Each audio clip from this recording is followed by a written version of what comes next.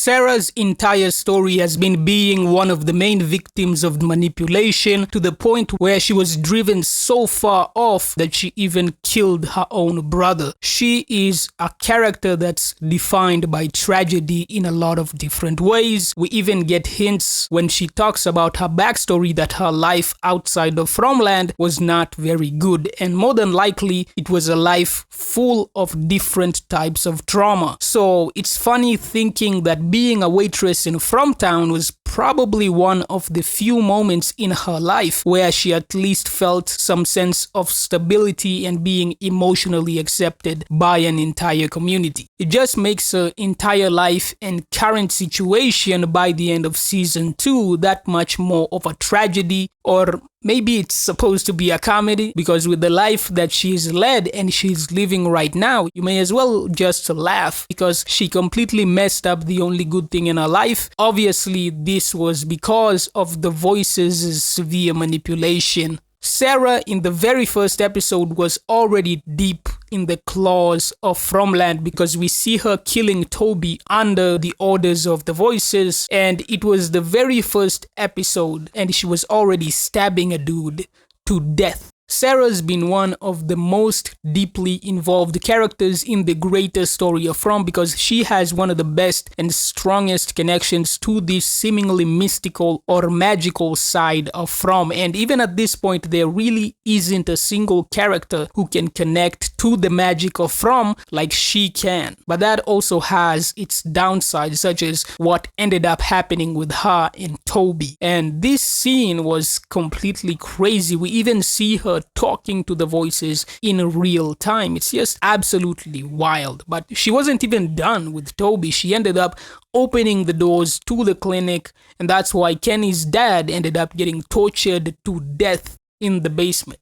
And this was all in the first 2 episodes of the show, so it was definitely a strong opener for her character. She was definitely one of the biggest intrigues for me as a person and as a viewer. I was very curious to know if she was simply a delusional schizophrenic or if the Voices she was talking to were actually real or not. Her seeing "kill the boy" written on her arms was one of the wildest scenes in the entire show. I had no idea what was going on, but the promise of finding out the mystery and getting answers for all of that really got me hyped for this story, but that's only for me as a viewer. When you look at this from her perspective, Sara's someone whose entire life and promise of a better future than what she used to have previously has been brutally taken from her by this cursed Fromland. The manipulation they put her through just made her situation that much more worse, and they made sure Sara would never be able to live a normal life by making her an outcast, because once again she's a murderer, remember that. So she's an outcast full of trauma. They destroyed everything that she could have had, to the point where she ended up killing her own brother because she was trying to do what the Voices told her. And Nathan, obviously he loved her and they clearly had a very good relationship, and it's fair to say he was probably the strongest relationship she'd ever had in her entire life. It just adds salt to the wound, and considering her status as a killer, it just makes her all the more isolated, which obviously makes her all the more vulnerable for the entity. And at this point, the Voices' origin is still very unclear, so I really wouldn't be surprised to find out that the Voices were one entity all along, using different voices just to mess with the people of the town and getting them to make the situation worse for themselves and the other people by causing instability. And obviously Sara's actions caused so many problems in this community. The biggest thing that I always go back to is Boyd making the box to punish people for committing crimes. If I was living in this town, I would lose a lot of respect for Boyd and develop a lot of hatred for him because he didn't put Sara in the box, even though he put that bum of a father in the box. It just makes him look like a tyrant who breaks his own laws to save his friends. So that's something they could explore, because I would definitely be feeling a very strong way about it if somebody who killed multiple people is not being put into the box. But anyways, if the Voices are indeed evil and were always boys against the townspeople. It just makes Sara's situation so much worse because everything she did and all the people that she killed was for nothing. And it would have been actually helping the evil force hiding in the shadows of Fromland. Every single body she dropped and person she unalived would have died for nothing, or more accurately, they would have died to aid the entity. So Sara would have compromised her own values and moral fortitude in service of this great evil. It's a truly tragic thing if these voices do end up being evil and against the townspeople rather than trying to help them get out. Honestly, Sara from the first episode has been one of the most compelling, enjoyable, and interesting characters in the entire show. Killing Toby, opening the clinic, and of course, kill the boy. In 5 episodes, she was driving the story farther and stronger than basically any other character. And even in the last half of season 1, she found the bottle tree with Boyd, she was talking to the voices once again, and she was the first person to ever make contact with the boy in white on screen. Like, man, Sara was absolutely amazing, but that was only in season 1, because in the second, Sara was a very pathetic character. Like a lot of the cast, she just felt extremely stale, and she was a massive downgrade from the extremely prominent figure she used to be. Sara went from being one of the main and leading forces in the show to being relegated to, please kill me, Boyd, please. I will never forget just how pathetically Sara's character was downgraded in season 2. It was like they were trying to make some sort of love triangle between Sara, Elgin, and Julie, because both of them clearly had a crush on Elgin, which is funny as hell because season 2 already had a mediocre love triangle between Kenny, Marielle, and Christy. Something that was very badly written because they never explored it to begin with. It was just Kenny getting cucked in the corner. Like, the last thing we need is yet another one in the show. It's so crazy to me how Sara could go from being such a powerful character in the first season to being what she was in season 2. People seriously don't remember how incredible she used to be. Everything she did in season 1 was huge. She was the main reason for almost the entire plot. And by far the most interesting moments were directly because of her presence, from the bottle tree, the Abby voice,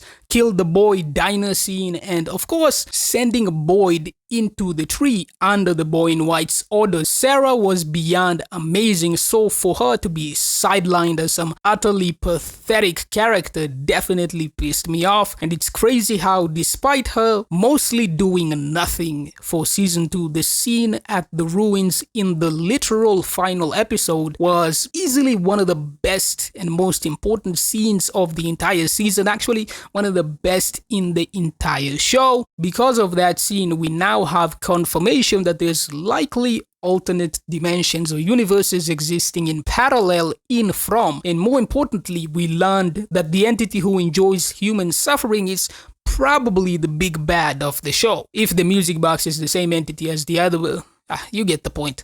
Sara is a goldmine of a character because she's usually adding so much to the story, and that definitely makes me rate her decently high on my list, at least for the first season, because her placement on my season 2 list would be much lower. And that goes for most of the characters, by the way. Boyd, for example, is a much worse character in season 2 in more ways than one. Sara's role in this story is something that has a great amount of potential. There's so many things they could do to expand on her character, which is something I genuinely want to see. And this goes for Julie as well, who had all the uselessness with the no highlights in season 2. Off the top of my head, Consequences for Sara's Murders is a storyline that I think would be really good. The people of this town seem way too complacent despite knowing that there's someone who removed the talisman at the clinic and got 3 people tortured by those demons. It just seems so unlikely that they wouldn't lynch her or tie her up and leave her outside for the monsters or something like that, and then Boyd would try to save her because she's so useful. Maybe because of that they would actually believe him, and Boyd says that they need to keep her alive. It's just anything that makes sense and could lead to her character being developed. I just want to see that. It's also a missed opportunity that she doesn't directly explain to everybody that the voices promised her a way out of Fromland if she did what they said. It might actually cause some sort of rift in the community, with some people believing her and other people thinking she's full of shit. That would actually be a really good plot line for this show. People wanting her in the box would also be a very good idea, but honestly, the box in general is just a horribly despicable creation, and it's funny that Boyd thought it was ever a good idea. I keep saying this, but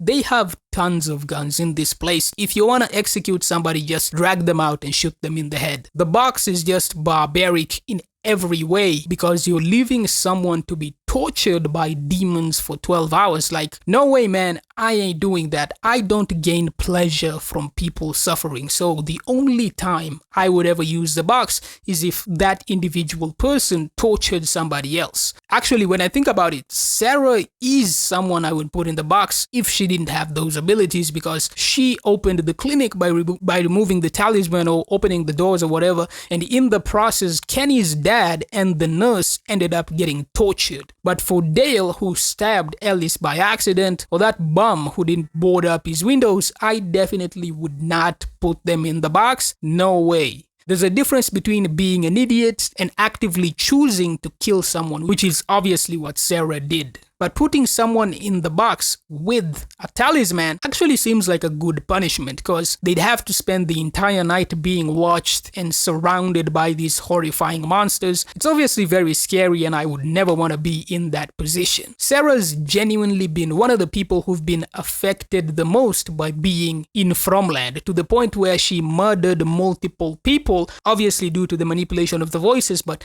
nonetheless. And unfortunately, she's also a victim of the writers, as she was clearly tossed aside in the favor of far worse characters in the second season. She went from being top 5 to not even being on the bench. It's a total tragedy just how badly they massacred her in season 2, and she obviously wasn't the only one. Tabitha, Boyd, all of these guys, I could make a very, very long video talking about how all of them were assassinated by the writers, but that's for another time, not now. That's not what this video is about. But you tell me how you think the writers could make Sara more relevant in the story, or even if you think she deserves it, because in my opinion, she definitely deserves to be more important. Without a doubt, she's way more interesting than 80% of the cast, and that's just a fact. Like, it doesn't matter what anybody says. You can't tell me with a straight face that Kenny, Christy, Julie, Marielle, Tian Chen, Elgin, Ellis, and Fatima are in any way close to Sara. You cannot in good faith make that argument. It's literally impossible. Anyways, as this video is going out, Season 3 Episode 1 will be coming out in less than 48 hours, so check my channel because my review on that might already be out. But in the meantime, watch this video where I talk about the From entity and how it might be using the symbol and what it means for the overall story, because I think there's some great ideas out there in this community.